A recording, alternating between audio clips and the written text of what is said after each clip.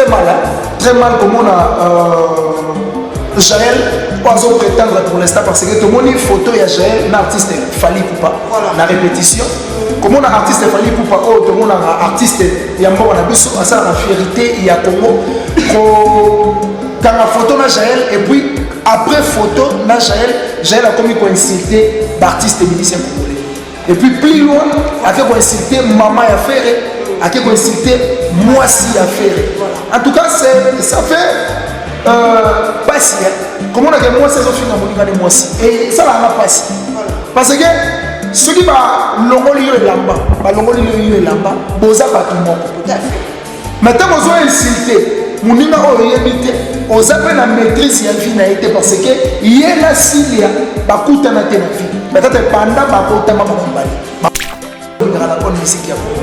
elle ne peut pas tolérer Moutouma Oya façonna dans toute pièce parce que Mouta façonna va Jaël les abakari. À quoi tolérer Moutou Oya prétend grand en termes de chant, faire rigoler. Moutou Oya insulter pas seulement Moussala d'ailleurs, insulter moi si et sa maman. À tolérer la montée, c'est pour cela qu'on est sorti médiatique. Il y a Karim Mokonzi et que plus loin à mon baguette, ce qui gère à Yokite. Au fin, papa a fallu, na maman a fallu. Mon ici en place de Komyoke. Faire rigoler, je crois que on a stade de Martin. La francophonie. Donc, ma guerre, en tout cas, faire un petit le 28, après quelques jours, 4 ou 5 jours, il fallait un petit côté héritier. Donc, dans le bas. Fally Poupa, c'est notre artiste. Il y a Congo. Faire part à la francophonie, en tout cas, ils ont bien parce qu'il y a beaucoup de gens qui vont se déplacer dans le pays et délai. Il y a un artiste Fally Poupa, ou un artiste Ferregola, Héritier Watanabe et les autres. Et ça, la vie, il y a la charité. Voilà. Ça veut dire la charité bien ordonnée. Ça veut dire l'artiste congolais. C'est de quoi qu'ils sont capables. Et puis, il fallait pouvoir avoir un pays du peuple. Faire rigoler, je crois qu'on a un stade de Martin.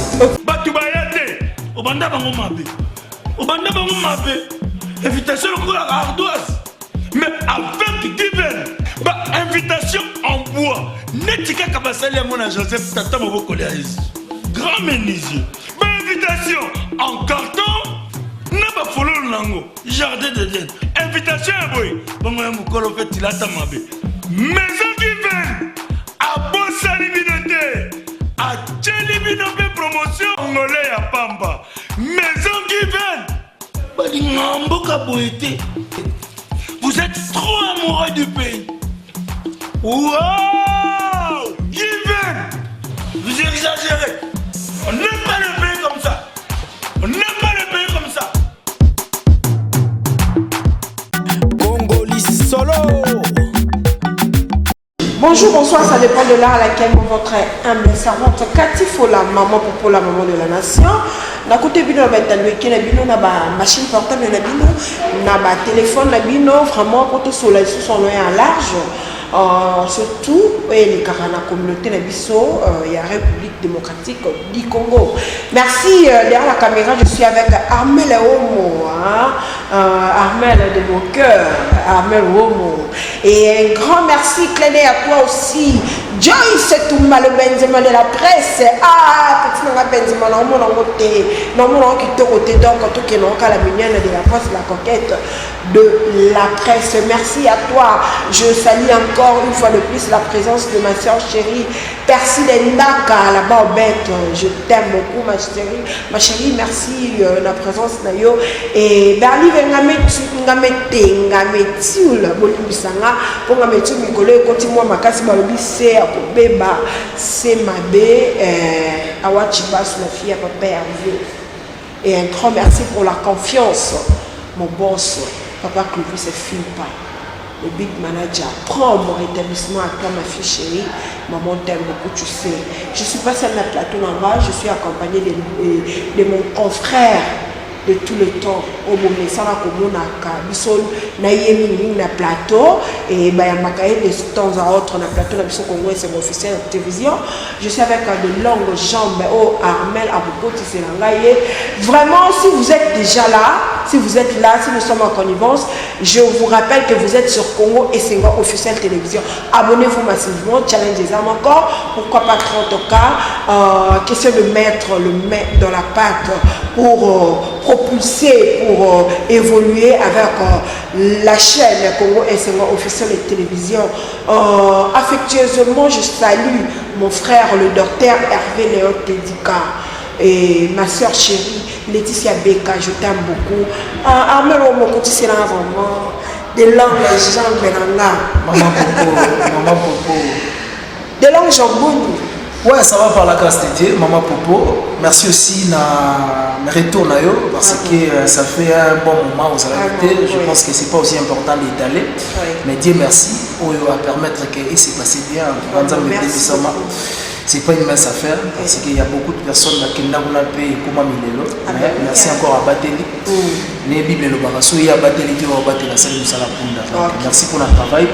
Merci aussi à notre général manager, Papa Clovis Fimpa, Maman Doris. Je salue affectueusement maman. Et puis je salue Aouli Mouché Nico Damboka. Je salue Gentika Somo Bourgeois Mouvier. Je salue aussi président Christian Moukoutia avec toute son équipe de la Fondation Christian Moukoutia. Honorable Gislain Mopolo, merci aussi à la boutique d'habillement MHLMP, na Bandalo en Assouli, na salle d'état Baoba, tout est en forme, mais ça va bien. Et puis, dans Ouilérez, à Caresto Bar, on a venu le numéro 17, on peut rappeler tout. Et au Sala Bitoko, pourquoi pas aussi interpeller Bananzam et tout, les 12 août Oyo, avec la servante de l'Éternel. Il y en a une fille, na Simos Plaza, de 13h à 18h. En tout cas, on a invité Bananzam. Tu as recommandé Sanzambe au Salabia. Numéro bureau, et ça plus 243 82 62 74 441. Plus 243 82 62 74 441. On a continué bureau. Il y a une fille, la servante de l'Éternel. Pourquoi pas aussi, vous ça va tout. Place Yaoulala, la place à la salle des fêtes des Arabes à Moko. Planète Les Bonheurs. Avenue Victoire Awitz, en face à la maison communale à Kalam. Merci beaucoup de longues jambes. Question de laver le cerveau, le mémoire des gens ou balatissa de longues jambes étiquette. Très bien. La ex. Très bien. Petite amie, je sais pas, fiancée, mari, des maniques de John. Il y a une personne qui m'a demandé, oui, il faut la tourner des longues jambes questions. Est-ce que ça la vraiment solo parce que apparemment il n'y a pas photo, il n'y a pas match. Donc ils ont le la maïna mafuta, il y a Mbila bien sûr. Donc il faut poser des longues jambes questions. Est-ce vrai? Il est l'ex-petit ami de Manique de John, Maniqué. Le général Maniqué, mon ami Benga Kimpavita, une influenceuse, il y a la communauté de Bisso Congo. Est-ce que vraiment vous aviez une relation amoureuse ou bien c'était juste question de buzz? Ouais, merci d'abord pour ta question, parce que ces dernières temps, question, ils ont moins trop. Ok. Bon, pas seulement Kozoma, vraiment trop. Donc, j'ai vite compris que Kéo, en tout cas, ils ont tellement passé. Comment ils sont en tout cas, ça connaît massivement. Parce que ma remarque est abouée, tout éclaircissement est aboué. Bon, Zomo, na Kéo, ça l'a vraiment dit tout comme ça. Pour répondre à ta question, je pense que votre la biso, Bazomo a déjà vu mon âge. Je ne peux pas vivre avec. Maman comme Maniqué, je ne peux pas étaler comme sous mon âge ici à la télé, c'est pas important, d'après moi. Mais Maniqué déjà a 48 ans d'âge, 47-48 ans d'âge. Donc, elle est déjà presque ménopause. C'est une maman pour moi. Moi, je n'ai partagé un bon moment comme maman. Et l'amour n'a pas d'âge? Bon, l'amour n'a pas d'âge. Mais moi, depuis que je suis né, et puis depuis que j'ai commencé à l'âge, mais moi je n'ai pas eu l'occasion de vivre vraiment plus âgé que moi. Donc ce qui est à la charité, je ne pense pas que ça peut être Maniqué parce que c'était une maman pour moi. Oh, je l'appelais que maman parce que hasard presque même âge de maman. Ma mère a 56 ans d'âge maintenant. Maniqué a 48 ans d'âge. Donc en termes déjà de ministère, elle peut être ma maman. Il y a 8 ans. Donc ça mère n'a pas. Donc ce n'était pas vraiment ça. C'était question à baisse. et puis etombaka na moment moko na expliquer un mois trop ezaka bese ya Karim Mokonzi fiançailles grâce à mon mariage yena Messi Panzo à l'époque. Maintenant actualité on est dans la makasi ezaka maniqué nani Karim Mokonzi grâce à mon Karim Mokonzi grâce à Moutabenga biso pas proposé biso idée mais à bon côté c'était Vieux Zoro Mabiala que je salue Vieux Zoro azali kuna kinya mais tout le monde en était dans l'été makasi abenganga de l'homme boni ne sait bien bozana maniqué na biwi to na mer ça non mais libre na te mais libre abi maniqué boni bien santé bien bas enfant calme Vous avez que Mikolo actualité sur le moment où Karim Mokonzi Krastemo.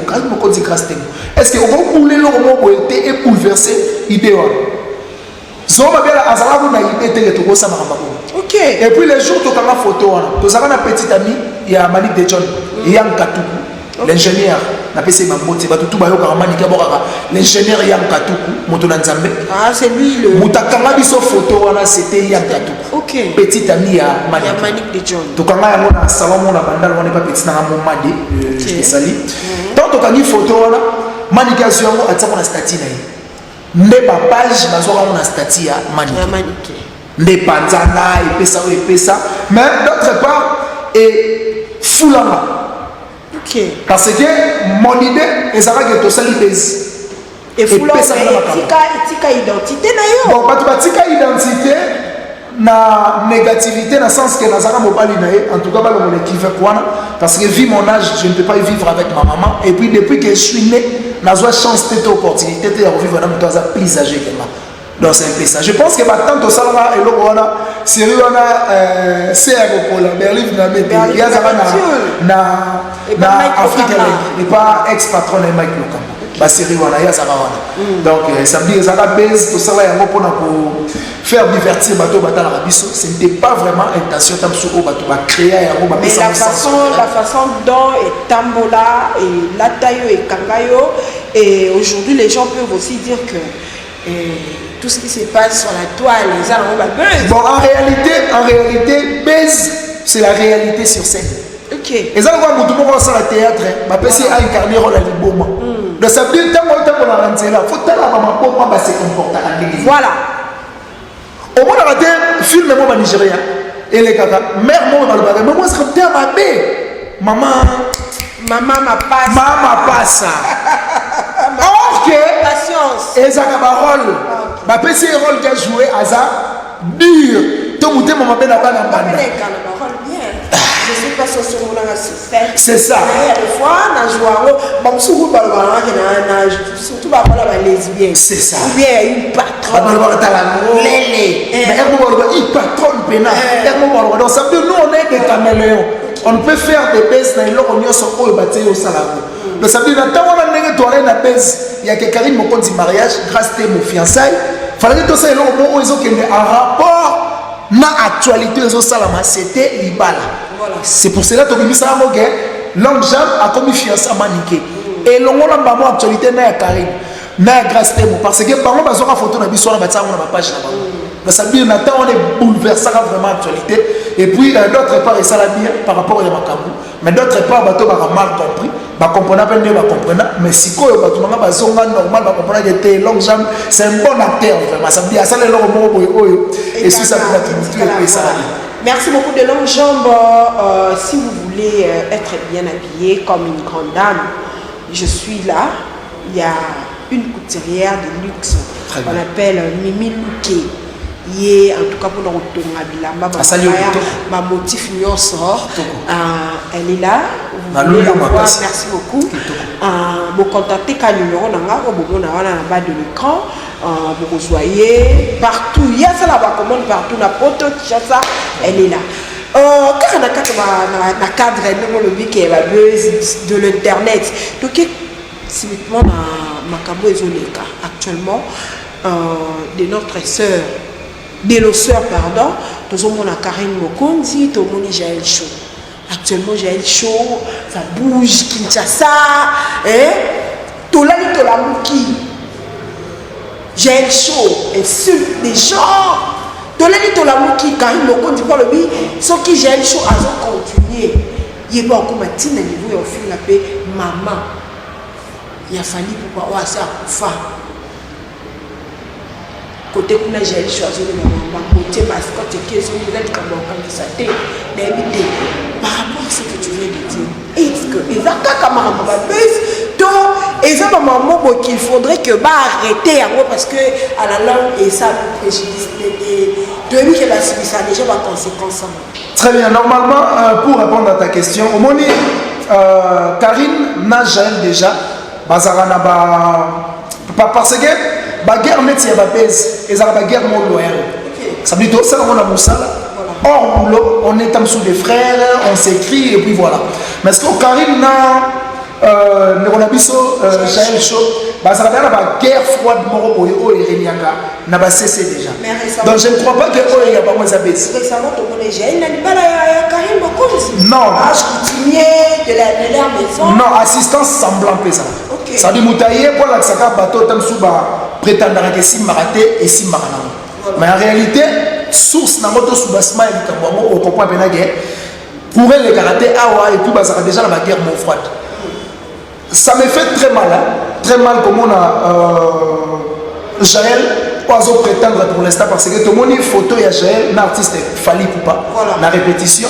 comme on a artiste Fally Ipupa oh tout le monde a artiste yambo on a biso à ça la fierté il y a Congo quand la photo na Jaël et puis après photo na Jaël a commis coïncidé d'artiste et musicien congolais et puis plus loin a fait coïncider maman à faire a fait coïncider moi si à faire en tout cas ça fait pas si comment on a que moi c'est au fin à monika de moi si et ça va pas si parce que ceux qui va longoli le lamba ba longoli le lamba boza ba tout monde tout à fait maintenant vous avez insulté moninga o yebite aux appels à maîtrise ya vie na été parce que yena silia bakuta na te na vie peut-être pendant ba kota ma ba mbali ba mona na boité mais pour traiter mutu pit en tout cas ça fait très mal au cœur et puis les gens continuent na somo on dirait artiste azo pète vraiment cara na makambo or que c'est pas bien faire école c'est notre artiste il y a les histoires qui se passent à la toi de mon dernièrement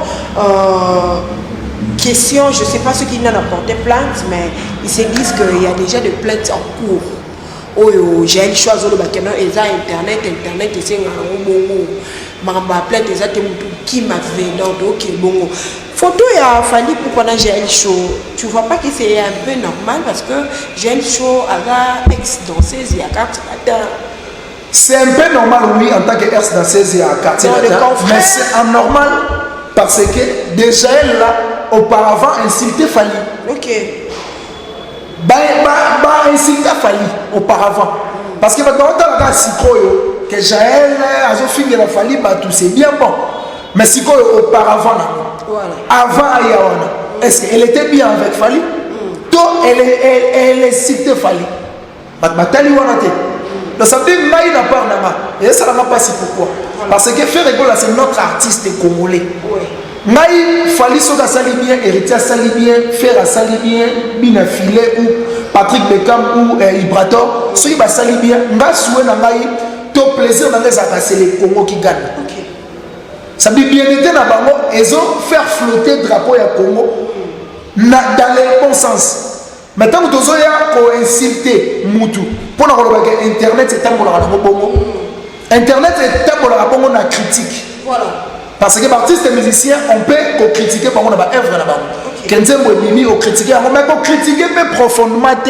pour oser profane na musalo bango sala so ba yebisi na notre côté studio to embande Fally to héritier ayemba to yemba de ça dit toza profane na bango sala mais toi insulter bango par rapport à ndenge to yoki ndeba ba supporter ba mona ka mingi ke ba na terrain voilà au moins ba supporter ga ki te fallait que tsambo boye mais so ba tsake wana na mona ne lokote on s'en comprend donc ça veut dire qu'on critiquer misala artiste ba sala ka musala ya artiste c'est normal mais oh ya sali wana eza insulté et puis insulter qui elle est en train d'insulter presque ma artiste belé te mettre côté na lui a faire oui ensemble te d'autres côté na lui a faire a dépasser ma borne a comme il insulter moi si artiste musicien faire rigola ou à chanter c'était à danser et puis son chat il a le but qu'ils ont mis la buzz Et solution on a baise. Mais je pense que prison m'a calapé et ça l'a pas bien et faire avancer baise.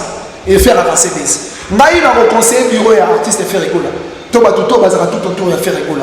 Il faut que me mande kouana bo poursuivre et na justice. Parce que quand insulter moi si ya mutu oyo yebité azana famille na ye azana famille na ye azana batu ba respectaka ye azana batu ya ba toute tendance confondue. Mais quand il consulté, quand il à l'égard il y a bateau bah ça va respect qui a la kandumba. En tout cas faut que le prouver kindumba wana devant magistrat, tout devant procureur et ça la bien. Et elle n'est pas la seule, il y a Manik de John aussi à confirmer. Manik de John son problème c'est quoi? Na yebisa o de yo pe na banda ko reyebisa yo. Son avocat lors il y a procès na yena honorable Sidi Leker, avocat na lo baga ça na problème mental. OK. Donc il y a ça que bakanga été mais batse basinga bazom c'est des CNPP. OK. Il y a façon on va bete batonga so kazomi normal de ba c'est tala makambo sala kana ki inconscience ya moi. Mais j'ai une chose azo sala makambo na conscience na nyonso. Donc ça veut dire elle est consciente na makambo zoloba. Mais il y a un temps aussi on disait que j'ai chopé un problème dans tout. Te yeba o kokela kende ba PC ba mbaso o te kozana mo ya na problème.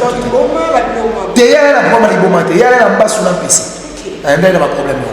Donc je pense que Karim Mokonzi n'a zoya pour s'attaquer naïe. Karim Mokonzi aza batu oyo balingara la bonne musique ya. Elle peut pas tolérer mutumo oya façonna na toute pièce parce que muta façonna ba Jaël les aba Karim Mokonzi. A quoi tolérer que mutu oya prétendre baza grand en termes de chant faire rigola mutu ya ko insulter pas seulement musala naïe insulter moi si naïe et sa maman. A tolérer ya moté c'est pour cela moni sorti médiatique il y a Karim Mokonzi et que plus loin ya kolobaka so qui j'ai la a yokité au fin papa ya fali na maman ya fali moni si au place to comme yokende OK ça veut dire Jaël aye auprès ya fali kupa pour affinisa ba parents na ye o ba kufa alela ka beaucoup de fali ba za lelo ba jouir na bomengo ya koma nango mais lelo batu mo ba banda ko insulter Papa Faustin na mère batu akenda na. Donc ça veut dire ba bureau ya artiste Fali Poupa. Soki ba hôtel biso en tout cas il faut ko ebisa Jaël à se taire na makambo wana pour ne pas insulter pour ne pas se faire insulter ba pareil artiste Fali Poupa ou un grand artiste congolais africain et puis mondialement à faire flottaka drapeau ya Congo. Donc ça veut dire makambo et se taire et sur un niveau et sur pour ne pas tamsuko kene musika. Un grand merci à Blana Mosaka pour le cadeau, je vois. C'est très joli. Voilà, l'artiste, mon frère, mes glaces. Donc, un grand merci à lui. Quand on a sujet, on sur les insultes, en fait, quand le batté, on voit que j'ai le chaud, elle insulte seulement. Pas que faire rigoler sa femme et sa famille. Tout le monde qui a touché par la ensemble, a touché, pardon, et puis ma Kofi Olomide. Et sur ce, il y a de certaines personnes où pourquoi bateau balobaraming le coup là blana Mosaka, le coup là Sankara de Kunta, pour répondre. J'ai choqué peut-être parce que entre guillemets, Bazouara Kanya Kapé artiste Fali pas. Bon, Babylon, les un peu moi j'ai parce que tu vas compréhension, moi autant que comprendre. Ok. Au moment Moutou a insulté à Rabatou, to a ingéré à Rabatou. Moutou a zamayele, a obligé de kaka ya kolandai. De père qui va bokana. Au moment où Moutalibo m'a sorti en Libanga, Kozongi c'est là parce que comme on dit bien la Bible voilà. Donc, ils ont un conteste, ils ont un conteste de temps sous Balia Kambon a fallu ou non. Et ça qui va comprendre que Mouto to répondre Poto Kokanana il faut te répondre à une insulte. Malheureusement ce que Blanchard Mosaka to Blana Mosaka to Blanchard Mosaka parce que azo finga na ba JB voilà. Quand on parle de JB bien on parle de Blanchard Mosaka bato bazana et de Roger Nando Pili que ça. Donc ça dit intelligence au Roger Nando ba Mosaka ba Blana peut-être 142 comme sous à koya na ligne na mais 140 a comment ko qui m'a ligne parce que pas na peut ba koli. OK. Il ne peut pas venir à la télé kofinga na ba bêtise moko boye o bana ne ba otala ba mona ke papa na bango koma ko a ko matina ba niveau. Donc moi je pense que moi na ba Jaël Show, il faut pas traiter quand ne ba traiter. Insulter de ne pas correspondre et puis sous canaïs ça va poursuivre à que non na cacha que nous paiement parce que quand comme ça mutu na cacha et ça ko boma mututé. Ndeti makala les centre de rééducation. Il y a beaucoup de gens oh to ça na internet so yo bazana arrêter rééducation. Ça veut dire azo ya palette, azo ya classe, azo pa église. Azo na éducation balabala. Donc il faut que nous ayons un centre, il y a rééducation prison Makala. Voilà. Pour la rééduquer prochainement dans la Moya. Au moment où il y a des gens qui ont été cachés, dans la Bibi, ils vont dire échanger. Pour la Nini, ils vont être rééduqués. Donc je pense que Jaël, ce qui a fait que la rééducation, et vous avez bénéfique pour nous autres, on a eu ça. Parce que nous avons certains qui ont un métier moyen. Voilà. Vous profitez par l'école, mais ils sont en prison. Moi, ma torse, ils ont tout à Gauthier mascotte, Bazali, ils ont tout à torse, il y a Gauthier mascotte, il y a Bloco. Maintenant, on a tout à torse, Gauthier mascotte, Bazana Simanaï. Gauthier mascotte, Bazana père de famille, Bazana auto-respectable. Maintenant, on doit comprendre que Bazana Simanaï. On dit que Togoya peut courir la banque de Morobo. Togoya la banque critique la vie, la banque de Salabé. Donc ça veut dire que Moutoua, ça va derrière Moutabapé. Et ça va mourir au Moutou normal, aux autres temps, on a mourir. Voilà. Oh, mon avis de temps, bah, il y a kaba, bakangina ba innocent. Ok. Pour la nini, bah, kuta ki osana ba. Le temps, on a déjà que Gauthier mascotte. Donc ça veut dire Gauthier mascotte a assumé. Ok. Très bien. Merci beaucoup. Comme on le dit, les paroles s'envolent, mais les écrits restent. Mais actuellement, à la venue de l'internet, les coucous s'envolent. Très bien. Mais la télé reste. Très bien. Les lotos sala, buzz, les lotos sala. Internet, tout le lobby. Rendez-vous avec Kibotata, rendez-vous. Il y a le problème. C'est ça, rendez-vous. Est-ce qu'il y a quand tu viens à la télé, tu classes sur les gens, au fingi, au tchèque, il y a danger, il y a entre guillemets. Maman Pokilo, c'est vraiment moi, c'est moi. Aux millionnaires, tous les danger, c'est que, comme il m'a la télé, quand on a une palais, créer entreprise, c'est là bateau entreprise pour bateau. Danger à Afrique d'ici. Beaucoup là. Beaucoup là, ma famille au bazanga. Il y a dans ça la gardinage. Voilà. Merci beaucoup. Merci pour la sagesse et l'intelligence des longues jambes. FESPAM. Parlant de la musique. Très bien. FESPAM, on a beau cannabiso et dans peu de temps. Et on voit que l'artiste Ferregola a déjà date les acquis déjà retenus pour le 28 juillet en bêta. Je pense au stade de Martyr. Et subitement tout le monde peut. Le 6 août, on a parlé du peuple. Fali Poupa. Très bien. De King Aigle. Très bien. Qu'est-ce que tu en penses? Je pense que c'est les Congo qui gagnent. Parce que Baza artiste na biso Yamboka va faire flotter un drapeau plus loin dans Bamboka au Bakendara. Et puis là, on a eu ces derniers temps, ils ont la guerre d'artistes sur la loyale. Voilà. Ça veut dire que c'est merveilleux, ça fait très bien. Vraiment. On dit bateau par le Côte d'Ivoire, Ivoirien, côté musique, Nigérien, côté musique. Je t'assure. Et nous avons confirmé que la musique est son guide.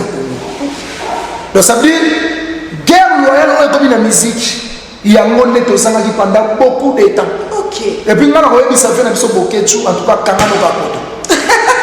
Kangano Poto pour la musique est son guide.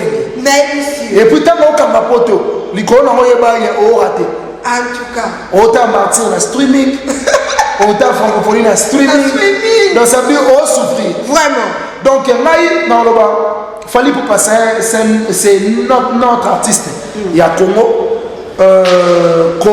Faire part à la francophonie, en tout cas, ils ont bien parce qu'il y a beaucoup de gens qui vont se déplacer dans le pays ébélé. Balingata Souba mon artiste Fali Poupa, ou mon artiste Ferregola, Héritier Watanabe et les autres. Et ça, la bien, on a la charité. Voilà. Ça veut dire la charité bien ordonnée, ça veut dire l'artiste congolais, ça des poids qui est capable. Et puis Fali Poupa, on n'a pas eu du peuple. faire Ebola, je crois que on a stade de Martyrs. Ok. La francophonie. Donc, ma guerre, en tout cas, faire un petit le 28, après quelques jours, 4 ou 5 jours, il fallait un petit côté. Héritier déjà à inaugurer déjà. Voilà. À servir déjà, ouverture déjà, coup d'envoi. Donc, je pense que Papa Nabiso, son excellence, Papa Samaloko, porte-parole au gouvernement, Papa Nabiso, Patrick Mouyaya, et notre ministre des Sports, pour la commission Stade Poto. Papa Kabouya. Même ça, Papa Kaboulo, moi, la Kaboulo.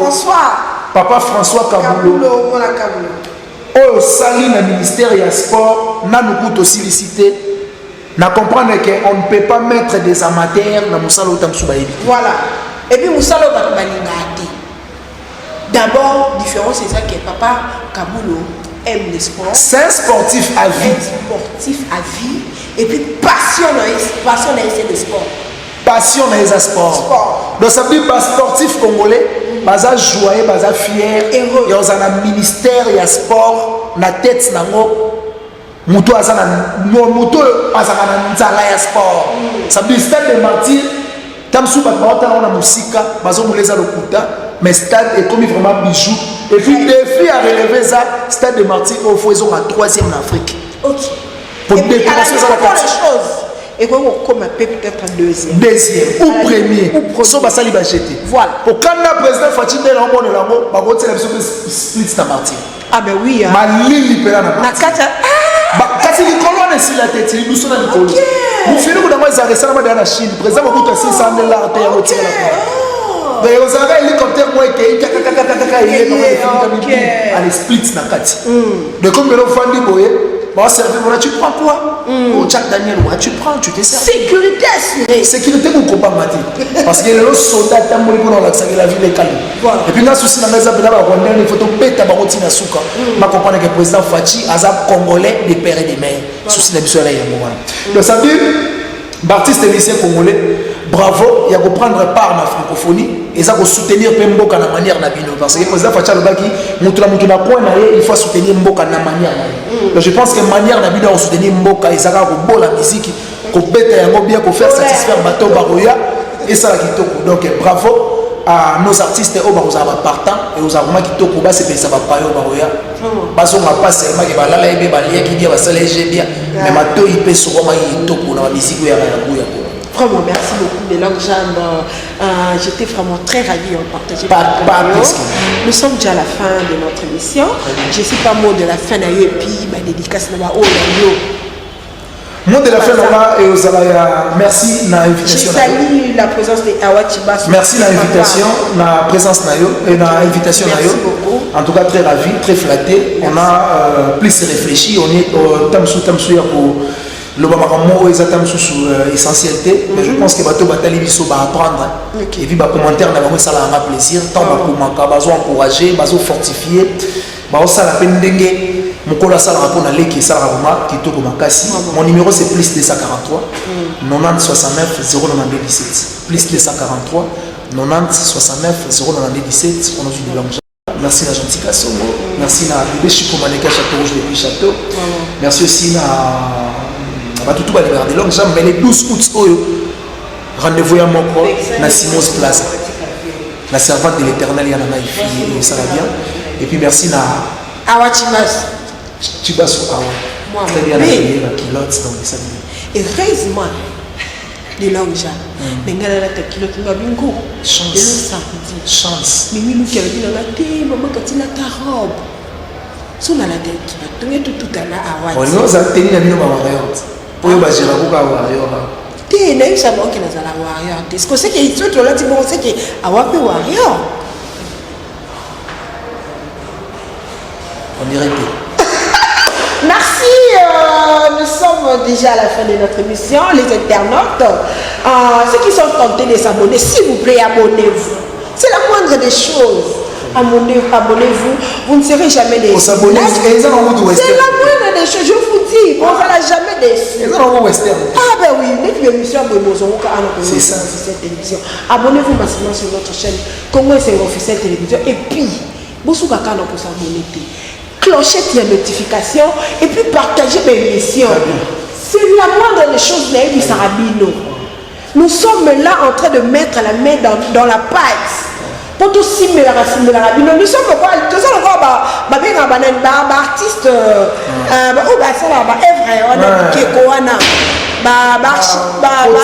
potier. Très bien. Nous sommes comme des potiers. Tant que la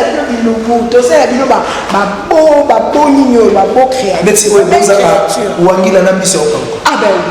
Donc merci beaucoup. Je salue la présence de ma soeur chérie Kandé dans le bateau. Merci de me dar à la bord bête. Merci à l'éternel Dieu qui a rendu encore guéri ma fille chérie. Nous sommes là. Papa Claudis se filme pas. Maman Doris se filme pas. Maman ni maman. Un grand merci. Et nous sommes là.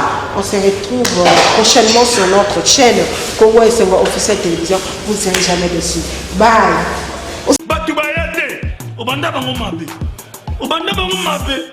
Invitation au ardoise. Mais avec divine. Invitation en bois. Netika Kabasali à mon Joseph Tata Moboko grand menuisier. Invitation en carton. N'a pas follow lango. Jardin de Dieu. Invitation à boy. Bon, mon fait il a ta mabé. Maison divine. À Bossa Libinoté. À Tchelibinoté promotion. Congolais à Pamba. Maison divine. Vous êtes trop amoureux du pays. Wow! Given! Vous exagérez.